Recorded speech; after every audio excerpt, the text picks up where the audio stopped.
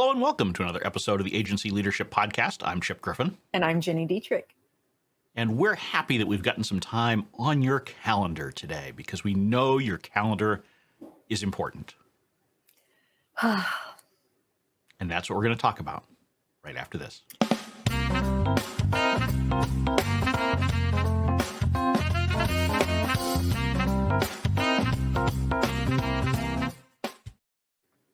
You know, as my intros go, that one was not too bad. That one was not too far off. If you say so. Wow. So that's how we're going to go here today, I guess. Isn't that how we go every week? I suppose so, but I can hope, I can dream, Ginny, that one day I will be treated with deep respect. Never going to happen. Never going to happen. Never. Okay. Well, it is what it is, but we will not waste any more of our listeners' time because we are talking about your calendar today, because your calendar is something that really helps to control your agency's success, and not necessarily in the way that you may think. And there's more that you can do about it proactively than perhaps you're even thinking about today. Yeah, I'm a big fan of blocking time on your calendar and using your calendar to your advantage. I am not a fan of other people dictating the calendar. And I have had in my agency's life, I've had 3 assistants, and every one of them has said, "Can I please control your calendar?" And I'm like, "No, you cannot control my calendar," because the second I have tried, but the second I give up control to somebody else, things slip in or things get moved, and things that are important to me, things like deep work or strategic planning or working out. I put that on my calendar. Like those kinds of things get moved because the assistant will be like, "Oh, well, she can do that later." And they'll move it for a client. And then all of a sudden that stuff that you actually need to do doesn't get done because your calendar is full of meetings. Right. Yeah. I mean, I have had similar challenges with assistants over the years. I think I've said on the podcast before, I used to be Murphy Brown with assistants. I would just, cycle through them because there was a clear mismatch between what I was looking for and what I actually hired. So it was on me. But I did have one assistant who was very good and did a tremendous job at making sure that I was not in 3 different cities at once, because yes, there was one point absolutely. when she was my assistant that I did a little bit of my own scheduling, and I had managed to book myself to be in 3 different cities on the exact same day. At the exact same time. Yeah, and so at that point, she took away my privileges to my own calendar and said, "As she should, yeah. You can't do that." And actually, my wife ended up appreciating it because my wife would then just go to her to put things on my calendar. At first, she didn't like that. I said, if you really want to make sure I'm there, tell my assistant. And she'd be like, "What?" And then it started to work, and she's like, "Oh, that's fantastic." I love it. I love it. Because they conspired together to make sure that I showed up to whatever drivel I was being asked to go to. But the challenge that I had was that, as great as that particular assistant was, she didn't have a sense as to what other work I was doing. Right. And so she did a great job of making sure that everybody who wanted a meeting got a meeting. Unfortunately, she made sure that everybody who wanted a meeting got a meeting. Right. And so I think at one point I had 20 meetings in one day, and I'm like, that's not going to fly. I would be booked to a lunch, and then I would be booked to be somewhere else, right afterwards. I'm like, I can't just vaporize. I got to have time to get in the cab and get back to the office. Yes. I got to have time to use the restroom. Yes. Little things like that. Yes. So we worked on it, but it is challenging when you have someone else do it. And I think now, for many years, I was like you. I controlled my calendar directly, and it was good because I could really modulate how I was doing meetings. And if I had one draining meeting, I wasn't going to have another one that I would schedule right after and things like that. Because you should be thinking about those kinds of things and making sure that there are certain meetings you want to be particularly fresh for.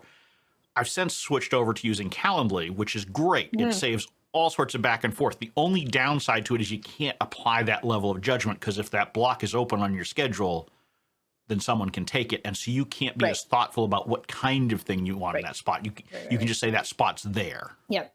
Yeah. So I've actually tried Calendly, and I've tried Schedule Once as well. And for me, it just doesn't, and it might very well be that I'm too controlling, but it just doesn't work because I know it's a shock. I know.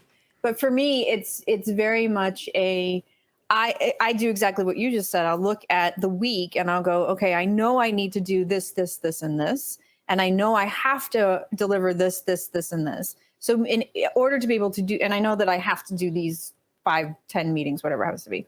So in order to do all 3 of those buckets, here's how I would like to do it. And I think about it from the perspective of I'm far more creative and a better writer in the morning. So I use my morning time for no meetings. I don't do meetings before 10 o'clock in the morning. And then between 10 and 2, I'll do meetings. And then after 2 o'clock is where I'm taking everything that we discussed in meetings and making sure that it gets delegated or it gets on a task list or, it gets in our project management software, whatever it happens to be. I use that time to be able to do that. And then I use the end of the day to get through email and make sure that I'm prepared for the following day and that the following day's calendar works. And in some cases, I might move certain things around, like I might move my workout around, or I might move, some deep work kinds of things. If I have it from 12 to 2, I might move it up to 7 to 9 or whatever happens to be. But I always try to have those blocks on my calendar every day to make sure that I'm as productive as I can be. And I will say that, and we had this conversation in the SpinSucks community, that protecting that time is the hardest part, because you will have clients who say, well, the only time I can talk to you is at 4 o'clock on Friday. I'm sorry. Nobody's talking to me at 4 o'clock on Friday, ever. I don't care who you are. I don't care if you're the president of the United States. You're not talking to me at 4 o'clock on Friday. It's just not happening. You wouldn't talk to me at 4 o'clock on Friday? I mean... Well, it depends on if we're having martinis or not, to be honest. Well, of course we'd be having martinis. Well, then yes, I would. It's Friday after like 2 o'clock in the afternoon. That's all yes, I do. No, I would. I'm just kidding. I do not start drinking martinis at 2 o'clock on Friday. But I think that you have to be really cognizant of protecting the time once you've blocked it. Well, yeah, and I think that one of the things that you need to do is figure out what are your non-optional things, and never hit the delete key, but always drag them somewhere. Yeah, absolutely. Yeah. And so this is one of the things I always encourage, and people know that I'm a broken record on the importance of one-on-ones with all of your direct reports. I'm a big fan on making sure that they're on the calendar, and if you can't do it at that particular time, fine, because your direct reports should be the easiest ones to move around, theoretically, if you need to accommodate something else, but they should be moved. You shouldn't ever hit the delete key on that. Now, there are other things where maybe you can hit the delete key, right? So one of the things I do with my calendar is I actually color code it. Those things that are, suggested but not required, those things that are immovable. I've got a different color for those things that are out of my house, because there are very few of those. So that's a bright red. And I want to know that I actually have to leave the house, clean up, get out, that kind of stuff. Yeah. Fortunately, there are not very many of those. Well, and I would even say, especially on the red ones, you have to accommodate for travel time too. So. Oh, yeah, and I always book that in. I always put you have to. Travel to, travel from. I put a cushion in. I mean, in fact, I was just scheduling a doctor's visit today, and a couple months out, and I put travel and cushion, you have because to do that, you just never know, because doctors do not respect anyone else's calendar. They do not. That is very true. It is incredibly irritating to me, which I know you find difficult to believe. I do find that difficult to believe, you of all people. So when we keep, for our listeners, we keep a running document of topic ideas. And this topic idea, we've looked at it from the perspective of how to use your calendar proactively to your advantage to achieve your goals. And what you wrote in here was set aside time for important tasks, block out deep work time, so absolutely no meetings, schedule your time off, book one-on-ones, arrange your schedule to the way you work best. So writing in the morning and meetings in the afternoon, which is how I do it, for instance, and workouts and things like that. So anything that you know that you need to accomplish. I have a client who is so good at it that she actually looks at it and she'll go, okay, from 9 to 10, I'm working on client A. From 10 to 11, I'm working on client B. And she sets her timer and she works on that client and she gets as much as she can done in that time. And then she goes on to the next one. And that she is that meticulous about it. So, certainly there are ways that you can use your calendar to your advantage that work for you. You don't have to be that meticulous. You don't have to do it the way that I do it. You don't have to do it the way Chip does it, but definitely think about how to use your calendar proactively into your advantage. Well, I think that's the trick. You need to understand yourself and how you work, right? So just as you said, you don't take meetings before 10 a.m. and I've always been an early morning writer. That's when I like to write.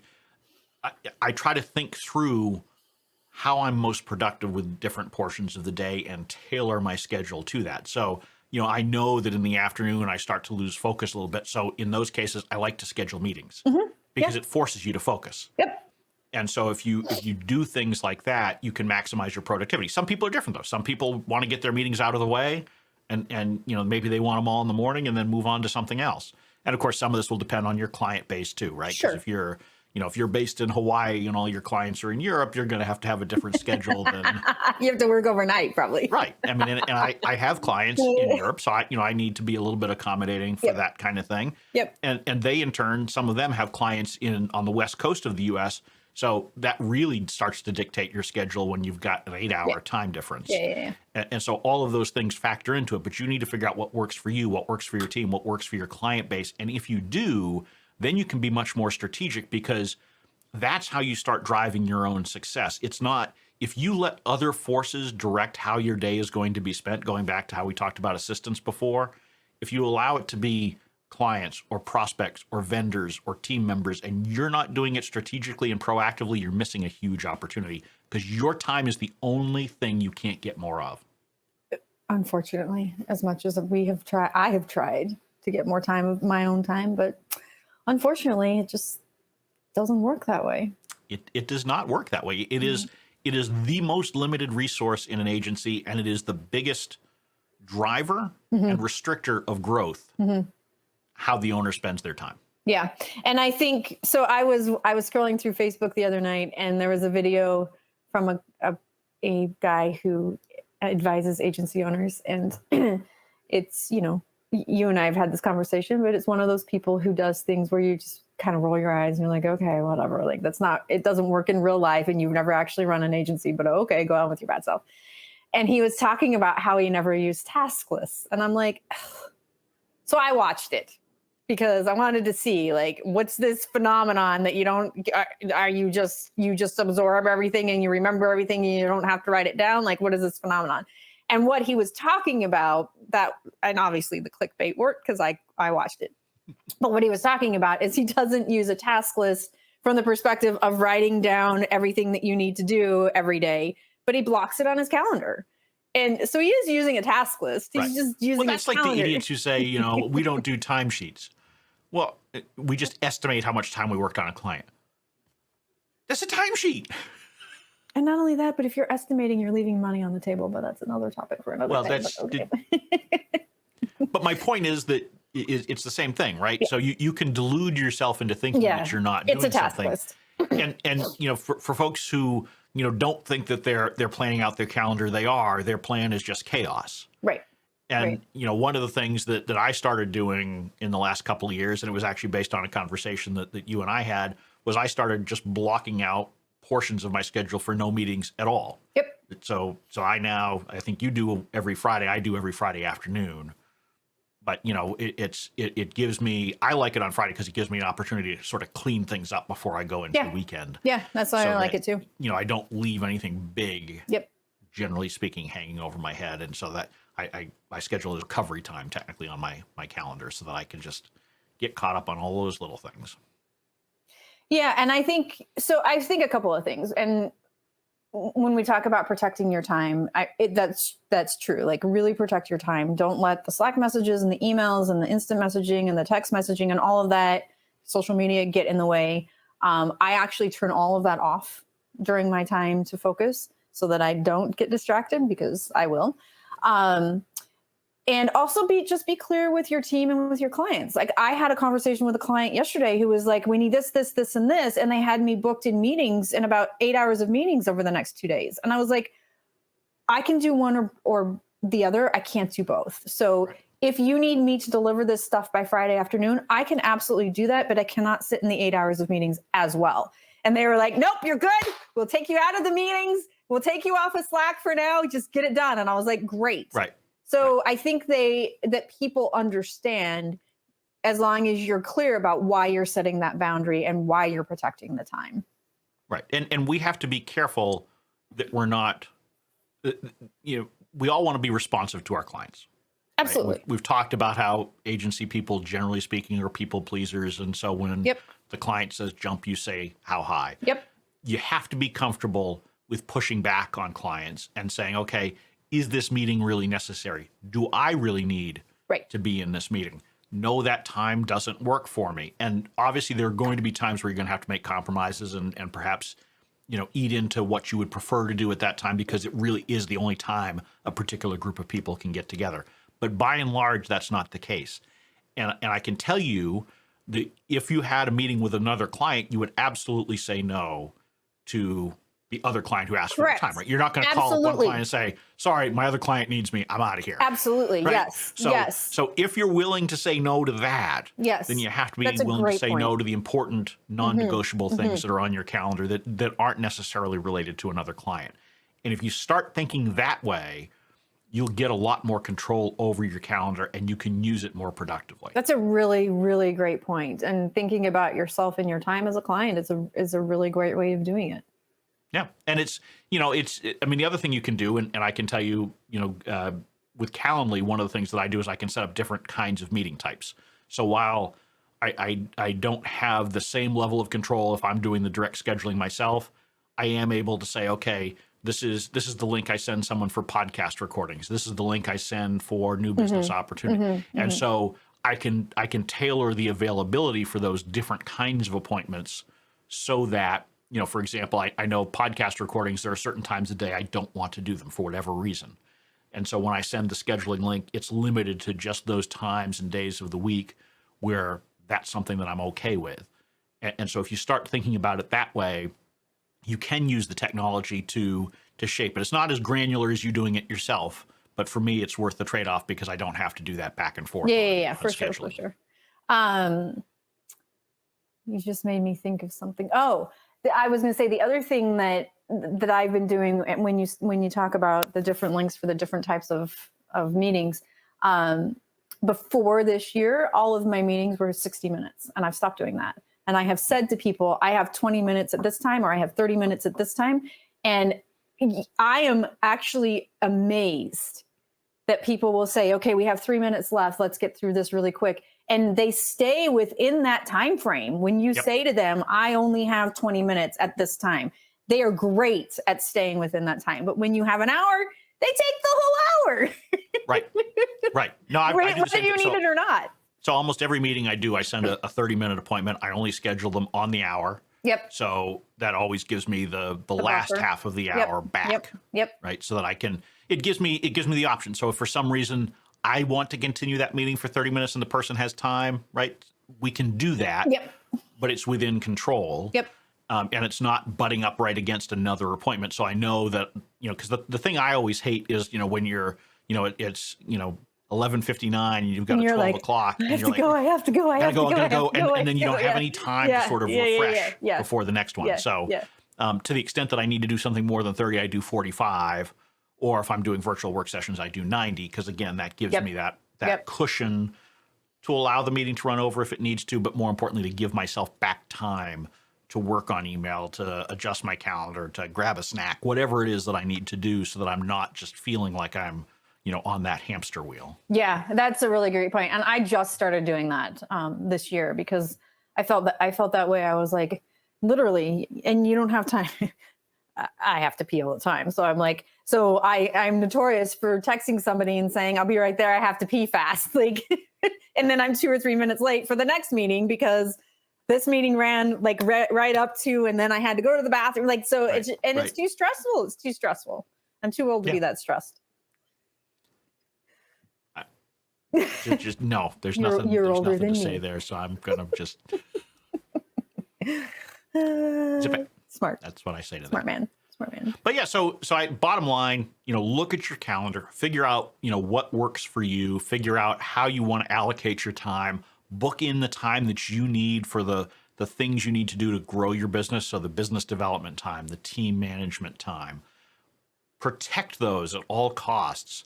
And that will allow you to use your most valuable and most limited resource better, which will produce better results for you over the long term. 100%. I'm a big fan. Big fan. And with that, even though sometimes we go 30 minutes, we're giving you 10 minutes back on your calendar today. So, and 10 minutes back on our calendars. the nice thing is that gives you time to write us a nice handwritten thank you note in appreciation for how respectful we were of your calendar. You don't have to do that. But it would be nice. We like it. So, on that note, I'm Chip Griffin. And I'm Jenny Dietrich. And it depends. Thank you for listening to the Agency Leadership Podcast. You can watch or listen to every episode by visiting agencyleadershippodcast.com or subscribing on your favorite podcast player. We would also love it if you would leave a rating or review at iTunes or wherever you go to find podcasts.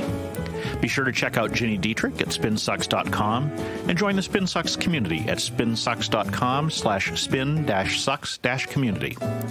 You can learn more about me, Chip Griffin, at small-agency-growth.com, where you can also sign up for a free community membership to engage with other agency leaders.